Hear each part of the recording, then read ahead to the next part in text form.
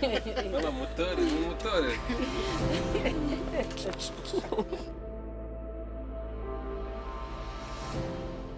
Life is what happens when you are busy making plans. Today, we bring you a story of a dying girl whose life was saved by her boyfriend. She is called Dativa, and she says that she is 22 years old. He is called Jean-Claude, Dativa's boyfriend. She is called Belesila, Dativa's mother. She says that she was watching her daughter turning into a tree, and she completely has no idea where this came from.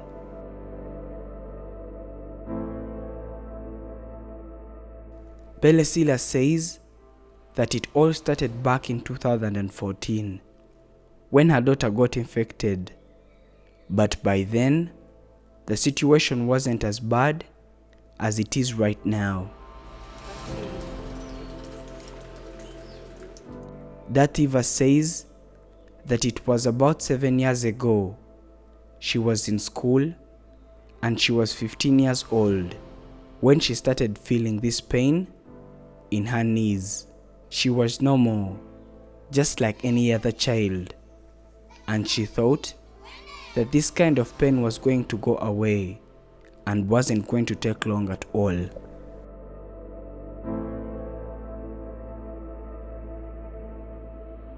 This case became worse, and her friends at school said that she was turning into a tree, but within no time, it became worse and she couldn't walk anymore, and that's when her mother took her to the hospital.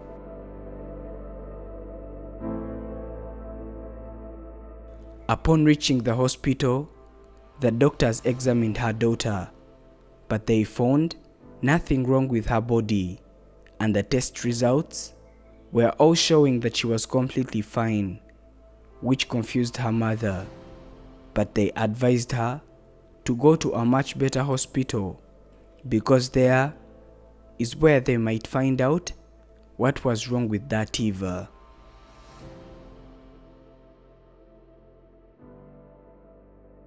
At the hospital they had sent them to, they advised Belesila to take her daughter to the city because the hospitals in this village had completely failed and were not going to treat her at all.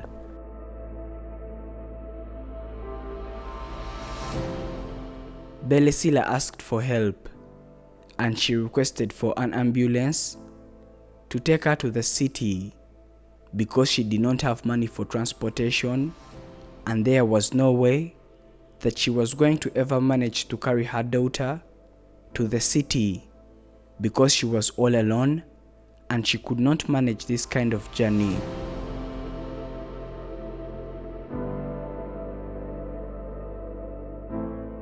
The doctors told her that they couldn't do what she had asked, and they told her to go back home and find a way to get some money to take her daughter to the city for treatment, because the ambulance that she was asking for was only used for emergencies and not cases like this.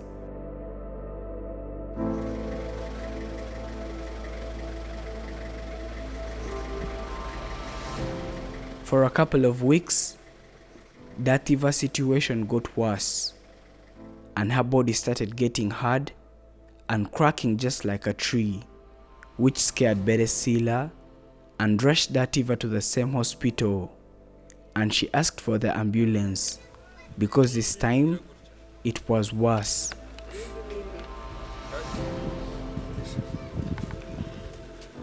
The doctors saw the condition that Dativa was going through since she was dying, and they had never seen anything like this before. They immediately gave Belesila an ambulance to take her daughter to the city hospital for treatment. Uno mura uru ruhande ajyamiye guhitako kwatobotse igisebe n'uru rutaboka igisebe kariya kaguru uri kureba hari inkovu kari katemutse ahangaha kuri aka kaguru nanone mu ntege naho hatemutse. Belesila thought that since they had gone to the city, everything was going to be okay. But at the hospitals they went to, the doctors kept examining Dativa each and every day for 6 months, but they could not at all find the name or the type of illness that had affected Dativa.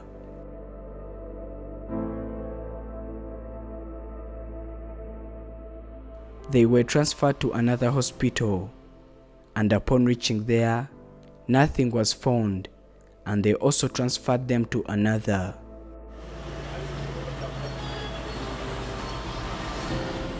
This time, the case was different because they told Belesila that the situation was not one to be taken care of in this country because they had all failed, and the only option that was left was to take Dativa abroad for advanced treatment.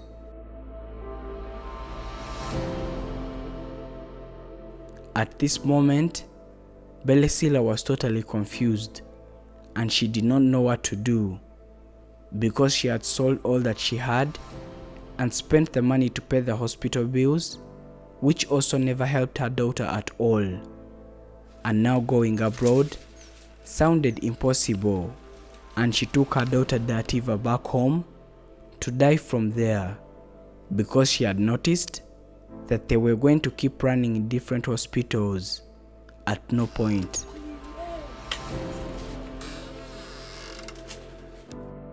Belesila wrote a letter to one of the officials governing her society, asking for help since her daughter was dying.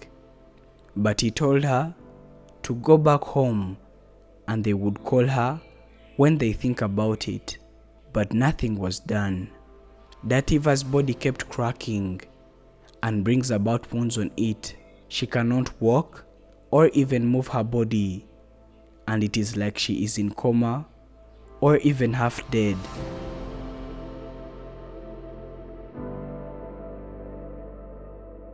She folds her hands and she just keeps looking on, sleeping all day, and there was totally nothing that she could do for herself.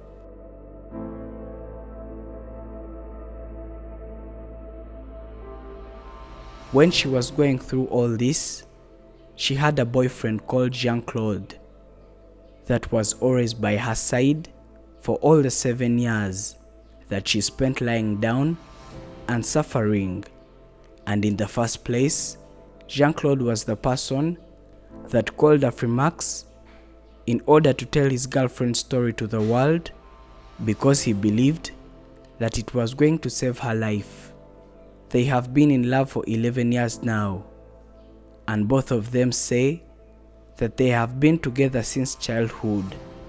And Jean-Claude says that Dativa is the person that he wants to spend the rest of his life with, and she is all that he is working for right now, since he brings a little money he works for and uses it to buy food for Dativa.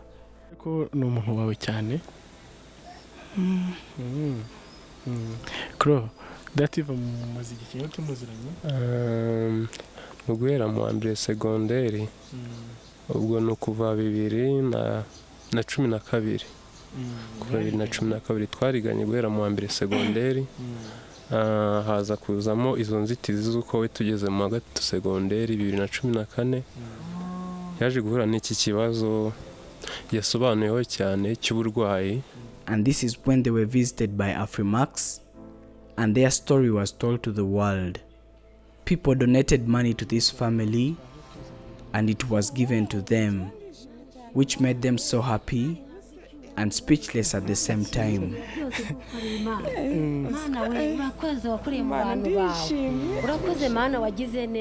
A lot of people saw her story and they kept sending Belesila some little money for keep up, which she saved and used it to take her daughter back to the hospital for treatment. It was very tough at first, since they kept moving from one hospital to another. She was in different hospitals, and all that was done was carrying her from one bed to another, and this is what brought about breaking one of her legs.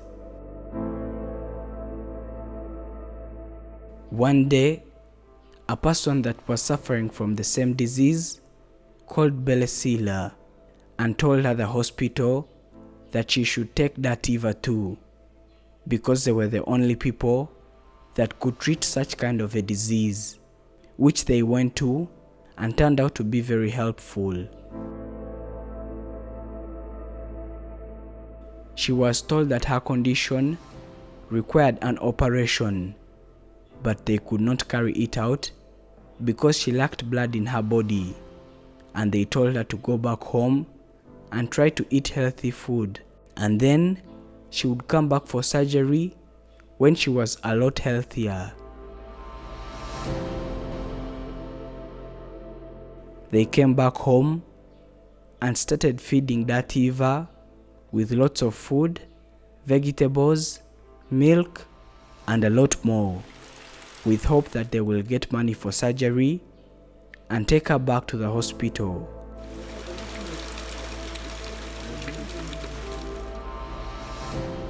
Thank you for watching Afrimax English. This is Prince. Do not forget to subscribe.